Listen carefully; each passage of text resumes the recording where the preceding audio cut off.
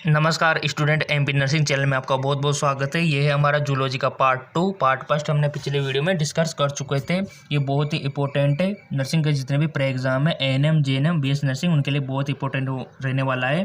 ठीक है, तो हमारा जो पहला क्वेश्चन है कि according to the immune theory the damage and destruction of cell of the result in decrease immunity which result in more disease, यानी कि जो हमारे प्रतिरक्षा सिद्धांत के अनुसार कि कोशिकाओं की कस्ती और विनाश के परिणामस्वरूप प्रतिरक्षा में कमी आती है, जिसके परिणामस्वरूप अधिक रोग होते हैं। बताइए इसका राइट ऑप्शन क्या हो सकता है। अधिवक्र ग्रंथि, थाइमस ग्रंथि, तिल्ली ग्रंथि या फिर पीनियल ग्रंथि।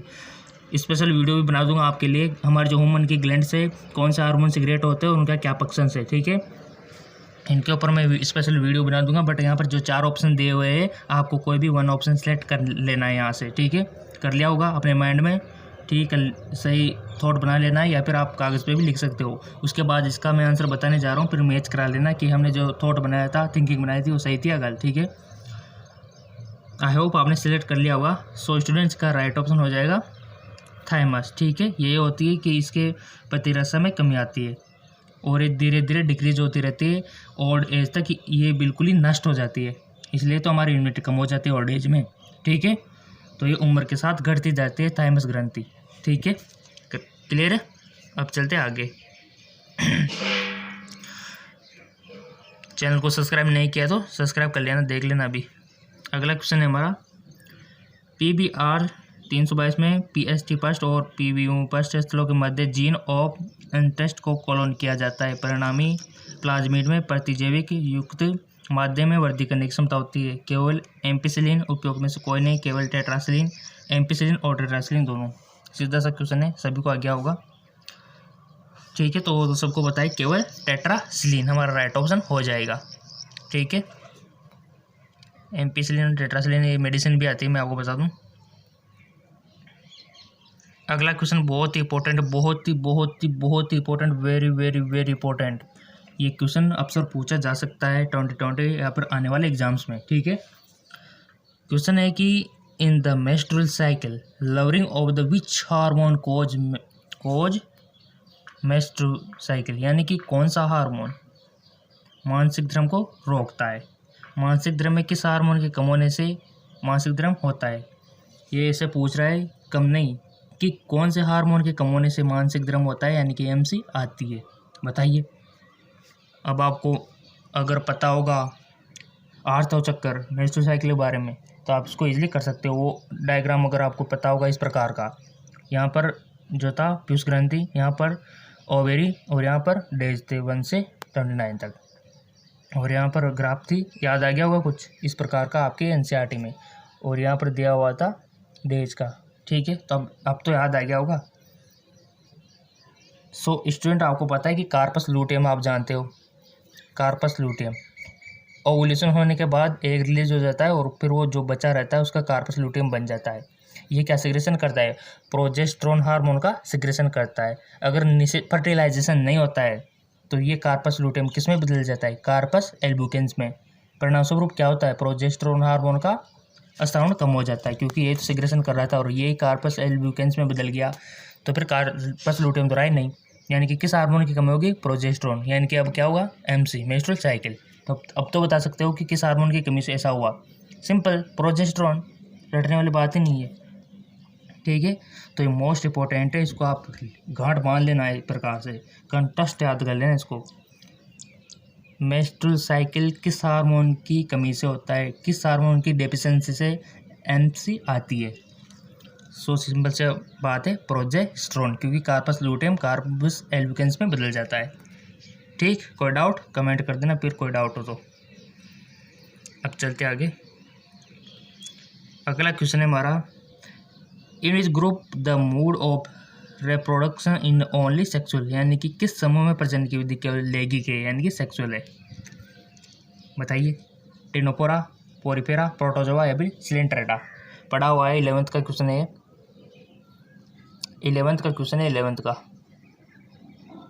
सिंपल सा है, अगर आपने ये सारी चीज़ें पढ़ी होगी, पोरिफेरा, प्रोटोजोआ, सिलेंट्रेटा, तो आप इसको स्पंज वगैरह तो इसको इजीली कर पाओगे। यानी कि ये नॉलेज चेक कर रहा है कि आपको पोरिफेरा, प्रोटोजोआ के बारे में कितना मालूम है, सिलेंट्रेटा के बारे में कितना मालूम है, टेनिफोरा के बारे में कितना मालूम है। ठीक है, तो सिंपल सी बात है, मैंने पढ़ा हुआ है, तो मैं सिंपल सी बात है कि मैंने टिनोफोरा में पढ़ा था कि केवल इसमें होता है, ठीक है, सेक्सुअल प्रजनन इसी में होता है। अब आप ये ऑप्शन है, इनमें से आपने क्या सिलेक्ट किया ये आप खुद कंपेयर कर सकते हो, ठीक है। तो इसका राइट ऑप्शन टिनोफोरा हो जाएगा। देख लेते फिर भी टिनोफोरा ये, ठीक है। चलते आगे। अगला क्वेश्चन है, थोड़ा सा देख लेते, फिर इंग्लिश में भी देख लेते। Which of the following is not a feature of the cancer cell, यानी कि फीचर यानी कि कौन से कैंसर सेल के फीचर यानी कि विशेषताएं नहीं है। निम्नलिखित में से कौन सी कैंसर कोशिका की विशेषता नहीं है, यानी कि आपको पता हुआ होना चाहिए कि कैंसर सेल की क्या विशेषता होती है, बताइए। जिसको कैंसर सेल की विशेषता है पता है उसको ये आ गया, समझ लो, उसका ये 100% सही जाने वाला है। तो यहाँ पर ऑप्शन दिए हुए हैं कि कोशिकाएं एक विशेष स्थिति तक ही सीमित रहती है, वे संद्रवित होकर अपने गुणधर्म खो देते हैं, वे स्थानांतरित का प्रदर्शन करते हैं, ये विभेदित से नहीं गुजरती। सिंपल सा क्वेश्चन है। तो कैंसर सेल की क्या विशेषता है बताइए। 3 विशेषताएं आपको पता होना चाहिए, फिर चौथी ऑटोमेटिकली इसमें कटस हो जाएगी, क्रॉस हो जाएगी, ठीक है। कोशिकाएं एक विशेष स्थिति तक ही सीमित रहती है, वे संपर्क होकर संद्रवित होकर गुणधर्म खो देती है, वे स्थानांतरित का प्रदर्शन करती है, वे विभेदन से नहीं गुजरती है। आई होप आपने 1 ऑप्शन सेट कर लिया होगा। बताइए विशेषता नहीं है। आई होप स्टूडेंट, मेरे को जो सेकंड, थर्ड और फोर्थ लग रहा है ना, ये तो मेरे को विशेषता लग रही है, कोशिका की विशेषता लग रही है। यहाँ पर जो दिया हुआ है कि नहीं है, तो ये मेरे को फर्स्ट वाली नहीं लग रही, क्योंकि कोशिकाएं एक विशेष स्थिति तक ही सीमित रहती है, ये पॉसिबल नहीं है। अगर सीमित रहती है तो फिर काहे की कैंसर सेल हुई हो, तो ये यानी कि ये विशेषता नहीं है। तो ये हमारा करेक्ट ऑप्शन क्या हो जाएगा, फर्स्ट वाला हो जाएगा। तो इसी प्रकार से आपको भी आपके प्री एग्जाम में सोल्व करना है, दिमाग लगा के, ठीक है। यानी कि यहाँ पर दिमाग लगाने की बात है कि नहीं ये पूछा तो आपको पता होना चाहिए कि कौन कौन सी विशेषताएं हैं, ठीक है। तो इसको सही कर सकते हो आप। चलते आगे। बहुत सिंपल क्वेश्चन है। विच of the following is a, एक सीट होता है ना, conservation method for the conservation of the species, यानी कि निम्नलिखित में से कौन सी लुप्त प्राय प्रजातियों के संरक्षण के लिए एक गैर यानी कि ex-situ संरक्षण विधि है। 12th का क्वेश्चन है, लास्ट के जो चैप्टर है वहाँ से लिया गया है। जीवमंडल भंडार यानी कि बायोस्फीयर रिजर्व, या फिर क्रायो प्रिजर्वेशन, या फिर राष्ट्रीय उद्यान, या फिर अभ्यारण्य। बताइए लुप्त प्रजातियों के संरक्षण के लिए ex-situ संरक्षण विधि है, कौन सी है। आई होप आपने सोच लिया होगा, अगर आपने पढ़ा होगा 12th में तो इसको सही कर सकते हो। यानी कि यहाँ का जो राइट ऑप्शन होगा वो होगा क्रायो प्रिजर्वेशन, ठीक है। राष्ट्रीय उद्यान को आप जानते ही हो, अभ्यारण्य को आप जानते हो सेंचुरी, ठीक है, और बायोस्फीयर। तो इसका राइट ऑप्शन ये होगा क्रायो प्रिजर्वेशन, ठीक है। अगला क्वेश्चन है हमारा, which of the following in edible fresh water, यानी कि निम्नलिखित में से कौन खाने योग्य मीठे पानी की मछली है। मीठे पानी की मछली बताना है आपको, फ्रेश वाटर में रहने वाली मछली जो फ्रेश वाटर में रहती है। बताइए राइडाइन, हिल्सा, या फिर मैकरल, या फिर कॉमन कॉर्फ। अगर आपको मछलियों की नॉलेज होगी तो आप इसको 100% सही करके आओगे। और मछली नॉलेज भी कहाँ से आई होगी, जब आपने NCERT 12th में पढ़ी होगी, वहाँ से ली होगी। अगर नहीं पढ़ी हो तो मैं साइंस एम के जो चैनल है SSC-INC, वहाँ पर मैं प्रिपरेशन करा रहा हूँ, जो हमारे नर्सिंग के एग्ज़ाम है, फार्मेसी के एग्ज़ाम है, पैरामेडिकल के एग्ज़ाम है उनकी, चाहे तो आप वहाँ जा सकते हो साइंस एम के से लिख के। आई होप आपने सेलेक्ट कर लिया होगा। सो स्टूडेंट, इसका राइट ऑप्शन हो जाएगा कॉमन कॉर्प, जो मछली है यही फ्रेश वाटर में रहती है, ठीक है। देख लीजिए कॉमन कॉर्प। और आपके प्री एग्ज़ाम आने वाले बहुत जल्दी, फॉर्म भर जाएंगे जून में आपके, तो आपको जल्दी से जितना हो सके उतनी प्रिपरेशन कीजिए। Which of the feature is not a basis for the broad classification of Animalia, Animalia के व्यापक वर्गीकरण के लिए कौन सी विशेषता आधार नहीं है। संगठन के स्तर, या फिर समिति, या फिर सारी गुआ, या प्रगुआ, या फिर लोकोमोशन। ये जो क्वेश्चन है 12th का बायोलॉजी का है, ठीक है, जूलॉजी का। एनिमेलिया यानी कि सिंपल सा क्वेश्चन लोकोमोशन हो जाएगा इसका, तो ठीक है। सिंपल सा क्वेश्चन है, डायरेक्ट क्वेश्चन भी पूछ लिया जाता है और बहुत चीज़ का हार्ड भी पूछ लिया जाता है। Who among the following has the greatest amount of collagen in the body, यानी कि निम्नलिखित में से किसके शरीर में कोलेजन की सबसे अधिक मात्रा होती है? शिशुओं में, भ्रूण में, वर्दों में या फिर वयस्कों में? मोस्ट इंपॉर्टेंट क्वेश्चन है और जनरल नॉलेज का भी क्वेश्चन है। सिंपल सी बात है कि कोलेजन की सबसे अधिक मात्रा किस में होती है? अडल्ट में होती है, खतरनाक होते हैं अडल्ट, वयस्क, तो इन्हीं में होती है। ठीक है, अगला क्वेश्चन है हमारा, ईमानदारी से बताना स्टूडेंट, आप जो अपने माइंड में थॉट बना रहे हैं ना कि यहाँ ये सही हो सकता है, यानी कि कोई भी वन ऑप्शन आप सेलेक्ट कर रहे हो, फिर बाद में कितने क्वेश्चन आपके राइट हुए, इससे आपकी प्रैक्टिस भी साथ में हो रही है और क्वेश्चन पेपर भी साथ में सोल्व हो रहा है। ठीक है, अगला है हमारा कि हाँ, हृदय के किस भाग में कंडरारज्जु पाया जाता है? Chordae, tendineae, in found in which of the part of the head? Sinus, मेनोरस, आलिंदा, महाधमनी या फिर नीले?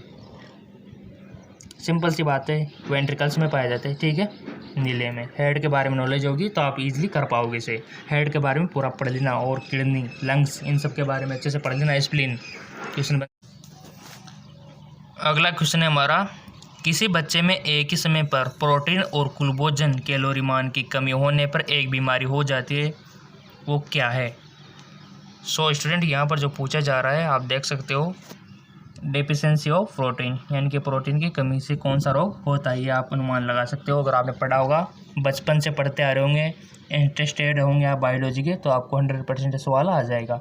ठीक है, तो सिंपल सी बात है, आपने पढ़ा होगा, इसकी कमी से मरासमस रोग होता है। ठीक है, बॉडी कमज़ोर हो जाती है और उसमें एक प्रकार से सूखा सूखा हो जाता है इंसान, बिल्कुल कमज़ोर। और इसका अपोजिट जो रोग है वो है क्वासिकर, इसमें स्वेलिंग होती है, इंसान का जो पेट है वो बाहर आ जाता है। क्वासिकर में आप दोनों रोगों के बारे में डिफरेंस याद रखना है, दोनों में से पूछा जा सकता है कि मरासमस क्या है, क्वासिकर क्या है। इसमें इंसान सूखता है तो इसमें उसका जो पेट बाहर आ जाता है।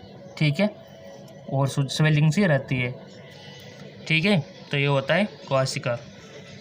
अगला क्वेश्चन है हमारा, बहुत इंपॉर्टेंट क्वेश्चन है, विश्व बैंक रिपोर्ट के अनुसार मनुष्य की औसत जीवन अवधि क्या है, यानी कि कितने सालों तक इंसान जीता है? बताइए, एवरेज बताना है, विश्व बैंक रिपोर्ट के अनुसार बताना है, आपके अनुसार नहीं। आपके अनुसार तो आप कुछ भी बता दो कि 75, 70 है ना, तो आपको बताना है विश्व बैंक रिपोर्ट। सो स्टूडेंट, इसका राइट ऑप्शन हो जाएगा 60.4 वर्ष। ठीक है, इतने से जीते हैं, और सही भी बात है, इतने से जीत, आजकल तो यही जीते, और क्या। आजकल आपको पता है कि 60-65 से ज़्यादा ऊपर कोई जीता नहीं है, क्योंकि इन्वायरमेंट इतना ख़राब हो गया, क्या करें। पहले जीते थे 100 साल, 110 साल पहले वाले इंसान। ठीक है, आजकल वाले नहीं जीते, क्योंकि आजकल इन्वायरमेंट इतना ख़राब जो हो गया है, क्या बताऊँ मैं आपको। Pollution, air pollution, water pollution, environment pollution. ठीक है, तो अगर आपको भी थोड़ा ज़्यादा जीना है तो मैं आपको एडवाइस दूंगा कि आपको करना क्या है, एक्सरसाइज करना है, अच्छा खाना है, अच्छा पीना है, और आपका नेचर अच्छा रखना है। इससे क्या होगा, आप लॉन्ग टाइम तक जी सकोगे। ठीक है, जैसे हमारे एक्टर्स, अभिनेता सलमान खान एक्सरसाइज करते हैं, मस्त रहते हैं, अच्छा खाते हैं, तो उनकी एज हो गई 53-55 का ऑलमोस्ट, फिर भी वो यंग दिखते हैं, क्योंकि वो एक्सरसाइज करते हैं, अपनी बॉडी पर काम करते हैं। ठीक है, सो ये डिपेंड करता है कि आप किस प्रकार से रहते हो। सो ये एवरेज जो माना है 60 साल मानना है। तो अगर यही क्वेश्चन इस प्रकार से पूछ लिया जाए कि मनुष्य कितने दिनों तक जीता है, बताइए, तो आपका जवाब क्या होगा? विश्व बैंक रिपोर्ट के अनुसार मनुष्य कितने दिनों तक जीता है? तो सिंपल सा, इसको 60 साल और 4 महीने को मल्टीप्लाई कर लेना 365 से, आपका आंसर आ जाएगा। कैलकुलेट कर लेना, तो आप अनुमान लगा सकते हो कि इतने दिनों तक जीता है। यानी कि रोज़ नया दिन होता है तो हमारा एक दिन कम होता जाता है इन टोटल में से। जैसे कि टोटल अगर हमारा अनुमान आए 25,000 आए टोटल, तो रोज़ाना 24,999, 24,998 से कम होता जाता है, यानी कि हम बढ़ रहे दिन घटते क्या आते हैं। ठीक है, तो टोटल कितने दिनों तक जीते तो मल्टीप्लाई कर लेना इनको। ठीक है, क्लियर। चलते आगे, अगला क्वेश्चन है हमारा, एक व्यक्ति में रक्त प्लाज्मा प्रोटीन को ट्रांसफ्यूज किया गया था, जिसे एक ऐसे व्यक्ति में एकत्रित किया गया जो विशिष्ट एंटीजन के खिलाफ सक्रिय रूप से प्रतिरक्षित किया गया है। इस मामले में व्यक्ति को प्राप्त होता है, बताइए। दिमाग लगा के थोड़ा सा बताना है कि एक व्यक्ति में रक्त प्लाज्मा प्रोटीन को ट्रांसपोर्ट किया गया था, जिसमें ऐसे व्यक्ति को एकत्रित किया गया जो विशिष्ट एंटीजन के खिलाफ सक्रिय रूप से प्रतिरक्षित किया गया था। सिंपल सी बात है, अगर हम बाहर से दे रहे तो पैसिव होगा, निष्क्रिय होगा, ठीक है, यानी कि निष्क्रिय प्रतिरक्षा। और इम्यूनिटी वाला चैप्टर पढ़ लेना, बहुत इंपॉर्टेंट है। इम्यूनिटी के सारे type IgA, IgE, IgG, IgM ये सारे पढ़ लेना आप, ठीक है। एक्टिव इम्यूनिटी और पैसिव इम्यूनिटी आपको जो आगे जो आप पैरामेडिकल नर्सिंग का कोर्स करोगे वहाँ पर भी काम आने वाला है ये। सो इसका सही आंसर क्या हो जाएगा? निष्क्रिय प्रतिरक्षा, पैसिव इम्यूनिटी, ठीक है जी। चलते आगे। मनुष्य में होने के कारण वानरों में भिन्न होते क्या? बताइए। मनुष्य में क्या होने के कारण मतलब वानरों से भिन्न है, बताइए क्यों भिन्न है? सिंपल सा क्वेश्चन कि भुजाओं की तुलना में पैर लंबे हैं, और क्या, ठीक है, ज़्यादा दिमाग लगाने वाली बात ही नहीं है।